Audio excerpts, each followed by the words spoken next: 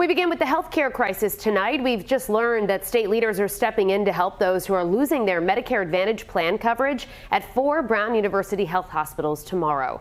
Thank you for joining us. I'm Shannon Heggie. And I'm Kim Kalunian in for Mike Montecalvo. Now, this comes after failed negotiations between the hospital network and UnitedHealthcare. 12 News consumer reporter Sarah Gurnelli has been tracking the story for weeks and is here now with what you need to know. Sarah? Shannon, Kim, the Rhode Island Office of Healthy Aging tells me they're working with federal partners to request a special enrollment period for everyone who's affected. If approved, that means people can switch their health insurance coverage. On Tuesday, thousands of Rhode Islanders with Medicare Advantage plans through UnitedHealthcare will no longer have coverage at 4 Brown University Health hospitals in Rhode Island.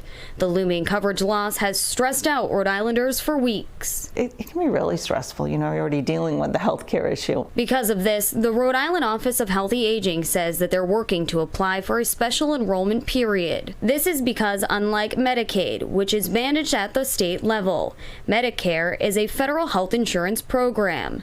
It's managed through the Center for Medicare and Medicaid Services. Dr. Johnny Liu says people typically apply for special enrollment individually. So even though there's no significant changes to the person's situation because of this large provider shift, there's oftentimes a special election period. Again, that's granted by CMS midway through the year. This means if approved, people won't have to wait until October for the Medicare annual enrollment period to change their insurance plans.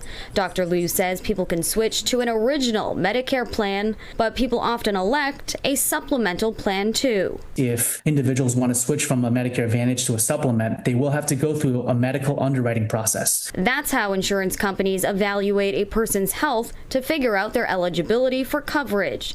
He says people who have healthcare special needs or pre-existing conditions could be denied coverage into a supplemental plan. So that's something to be aware of when making that switch.